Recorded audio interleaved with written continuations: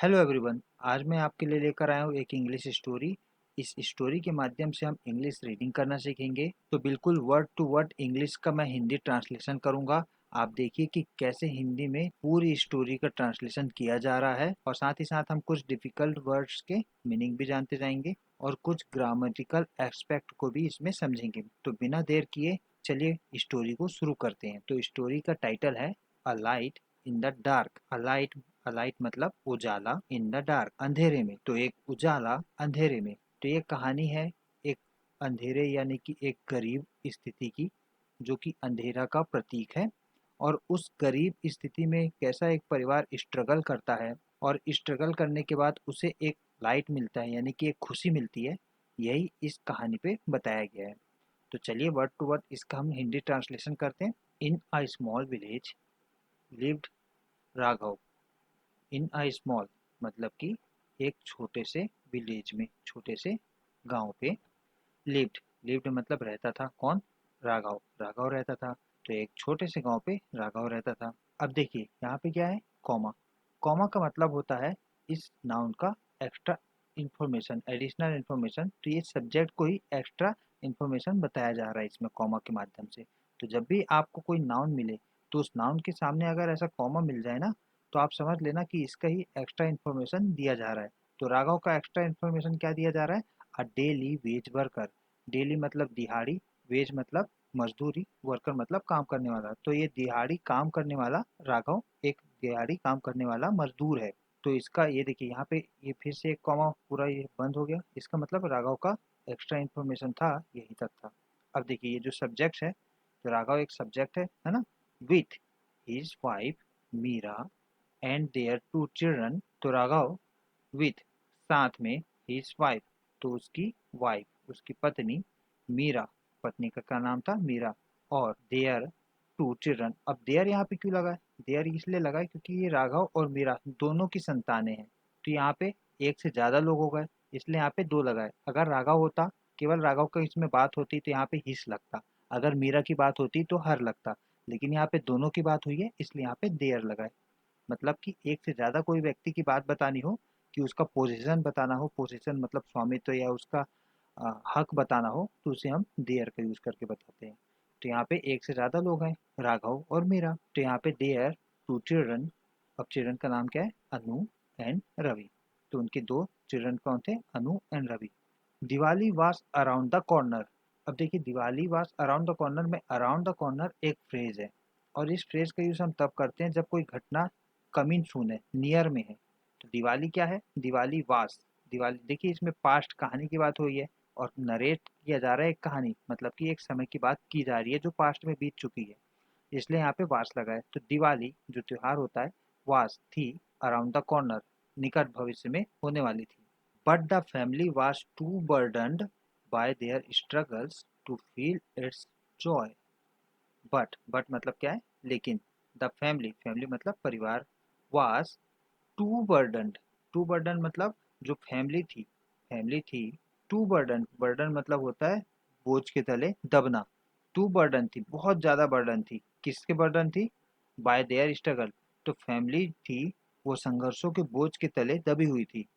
इसलिए to feel करने के लिए, इसलिए वो महसूस करने के लिए, अपने जो जॉय है, अपनी जो खुशी है, उसे महसूस करने के लिए वो बोझ के तले दबी हुई थी। तो वो कहने का मतलब ये बताना चाह रहा है कि फैमिली इतनी बोझ के तले दबी थी अपने संघर्ष के लिए, कि उसे समय नहीं मिल पा रहा था कि वो खुशी को महसूस कर सके। अब आगे क्या बता रहा है?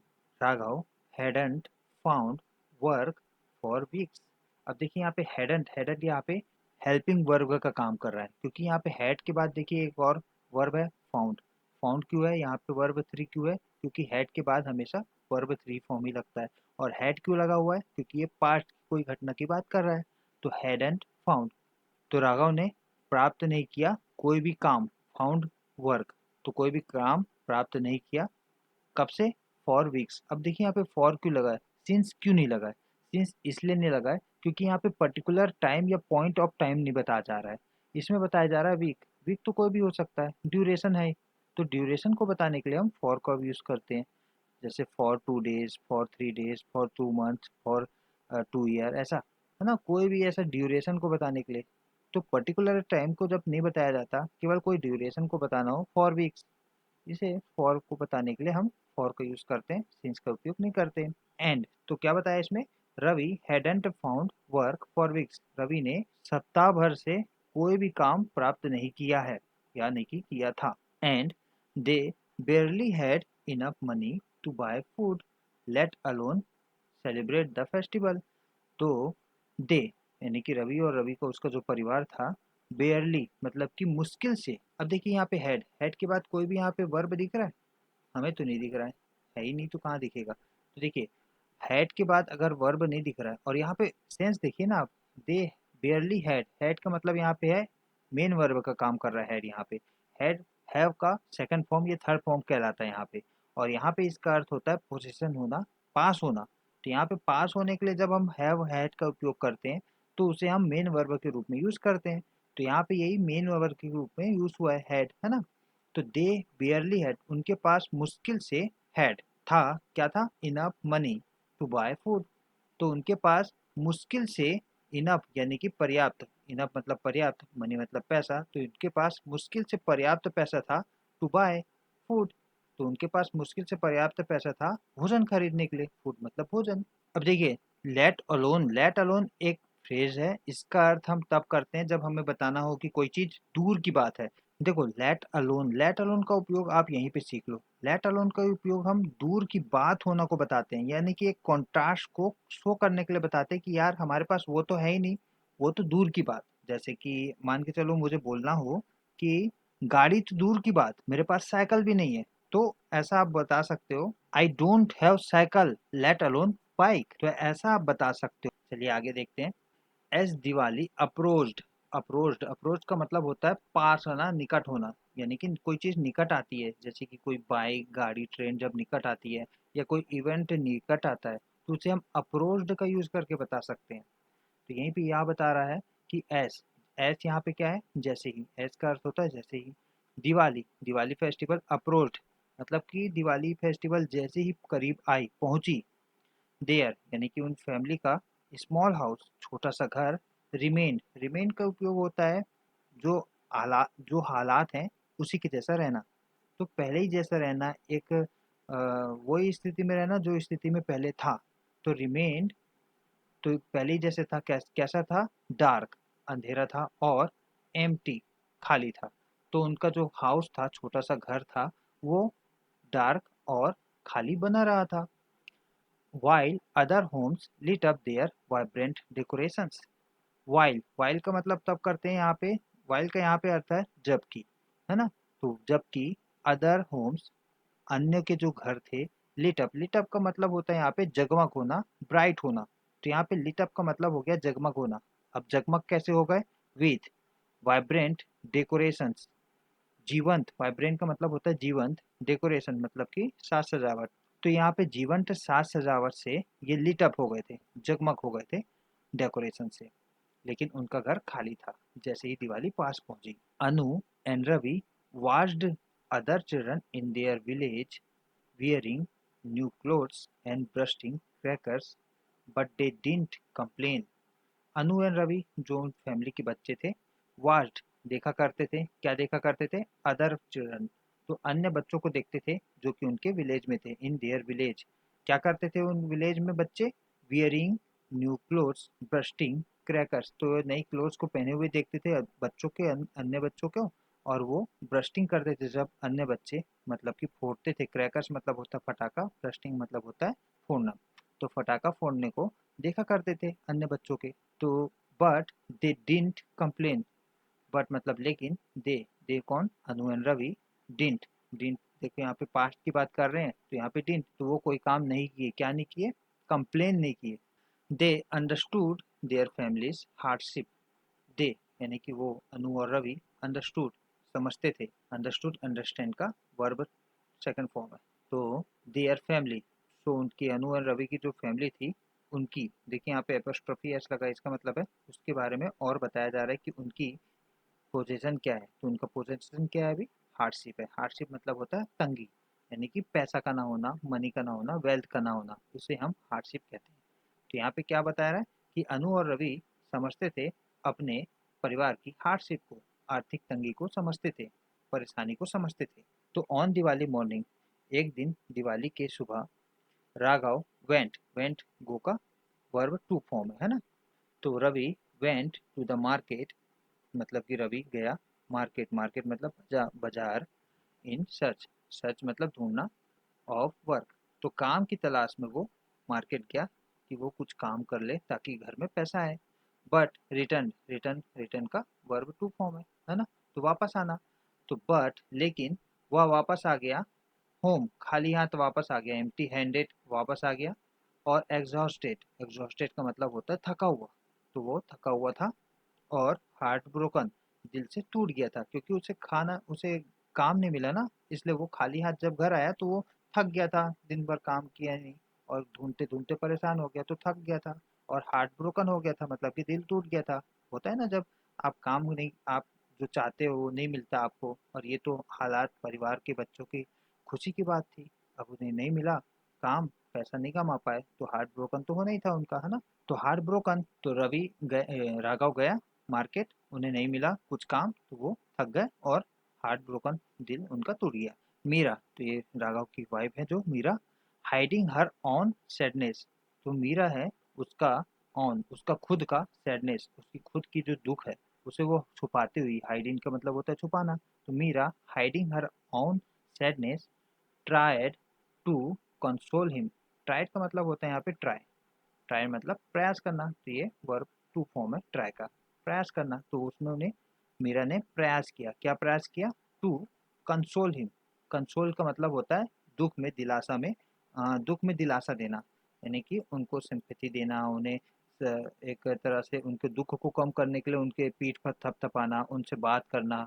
उनके करीब जाना, मतलब कुल मिला के कंसोल का मतलब होता है कि आप दुख में हैं तो उन्हें एक तसल्ली देना कि हाँ ऐसा मत, ज़्यादा आप दुख मत होइए, है ना। तो कंसोल का मतलब ये होता है।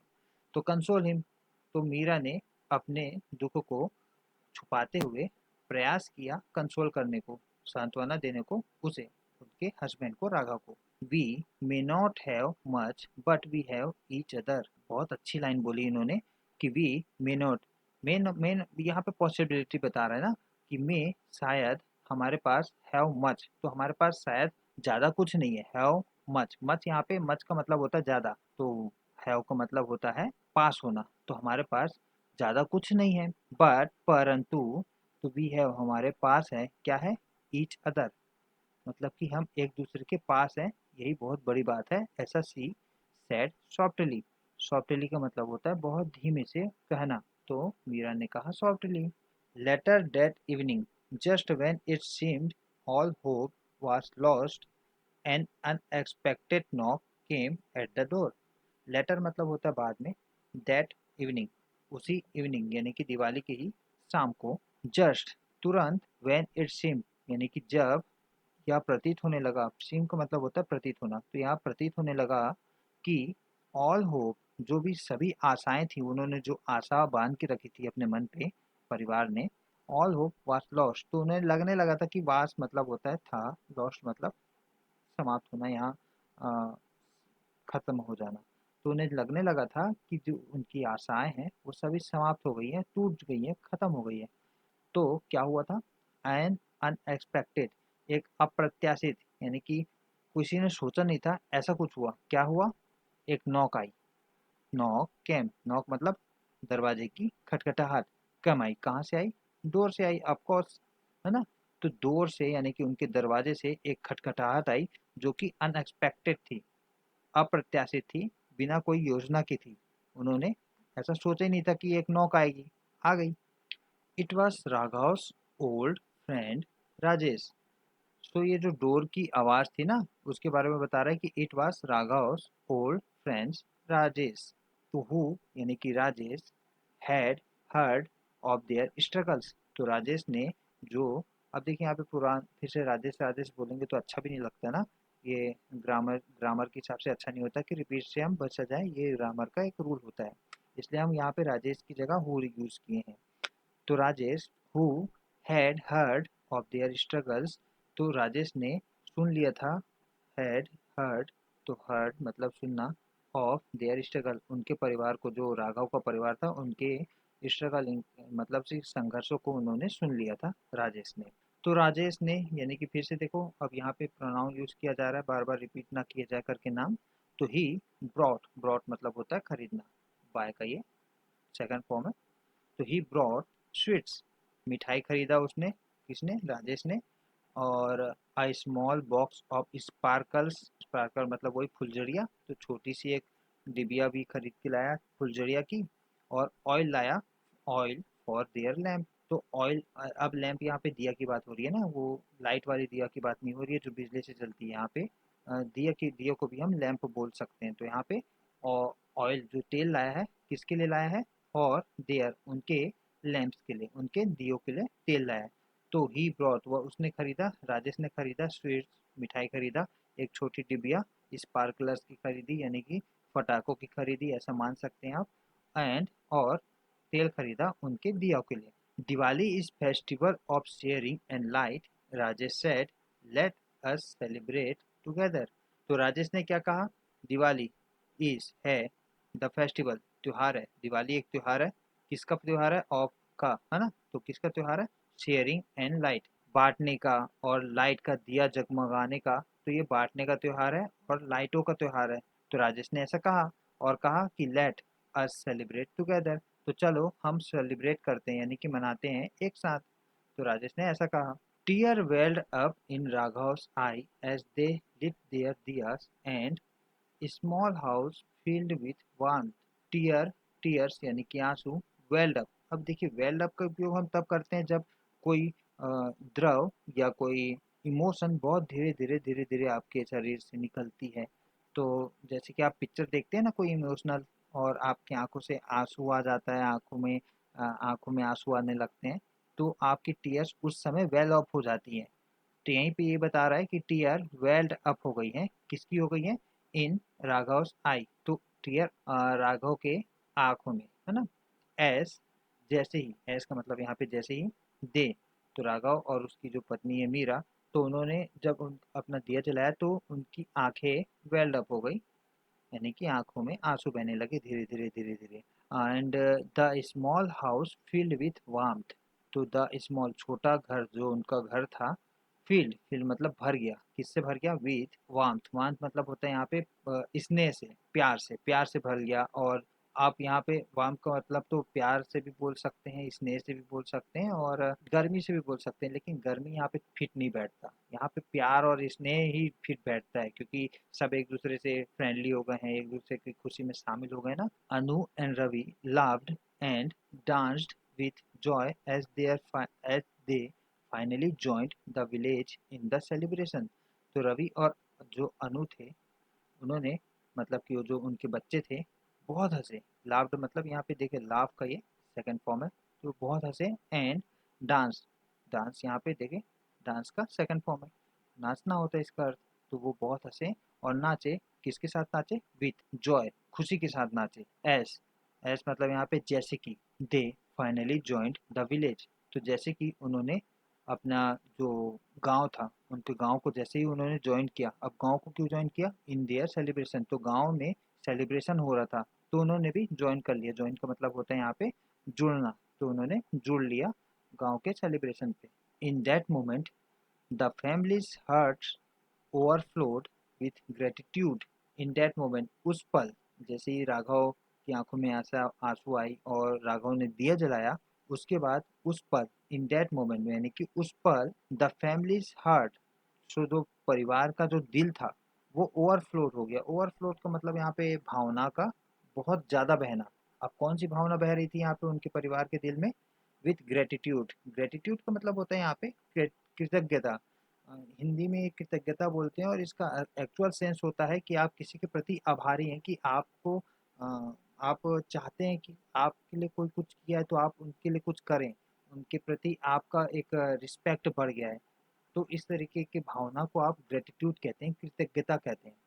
तो द फैमिलीज हार्ट, जो परिवार का दिल था वो ओवरफ्लोड हो गया था कृतज्ञता से। They had little but they had love and that was enough to brighten their Diwali.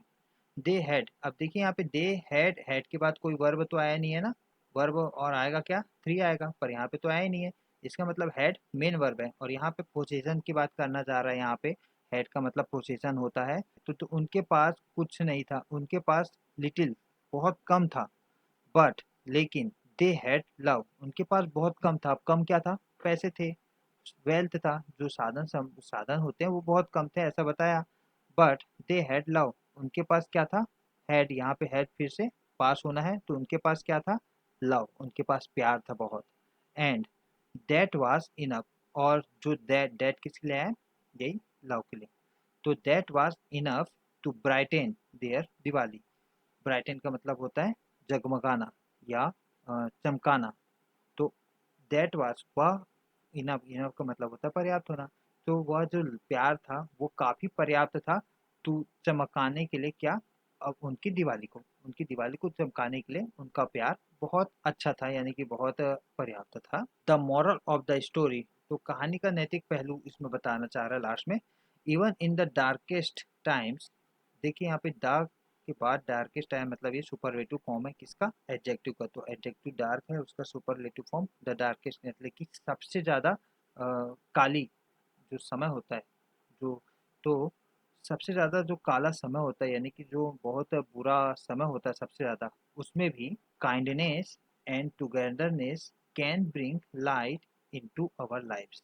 Kindness मतलब दयालुता, टुगेदरनेस मतलब एक साथ होना, कैन मतलब हो सकना, ब्रिंग यानी कि लाना, कहीं से लाना, क्या लाना, लाइट, इनटू आवर लाइव्स। तो इवन, यानी, तो इसमें कहना चाह रहा है कि यहाँ तक कि जो काली अंधेरी जो समय होता है, जो बहुत बुरा पल होता है, उसमें भी दयालुता और साथ ही साथ हमारी जो एकता है, टुगेदरनेस होता है, एकता, कैन ला सकता है, क्या ला सकता है, ब्रिंग ला सकता है, क्या ला सकता है, लाइट इनटू हमारे लाइफ में, हमारे जो जीवन पे जो लाइट है उसे ला सकता है, अगर हम साथ रहें और एक साथ रहें और दयालुता से रहें। तो आप भी अपने जीवन पे, अपने परिवारों पे, अपने रिश्तेदारों के साथ गलत परिस्थितियों में या विपरीत परिस्थितियों में भी साथ रहिए। तो इसमें भी मोरल स्टोरी में भी यही बताया जा रहा है, और यहाँ पे हमारा कहानी होता है समाप्त। अगर आपको इस वीडियो से थोड़ा भी सीखना मिला हो तो आप इस वीडियो को लाइक करके शेयर कर दीजिए, और ऐसे ही इंग्लिश स्टोरी को पढ़ने के लिए हमारे चैनल को सब्सक्राइब जरूर कर लीजिए और बेल नोटिफिकेशन को भी दबा दीजिए। तो मिलते हैं आपसे एक नए वीडियो में, तब तक के लिए बाय, खुश रहिए।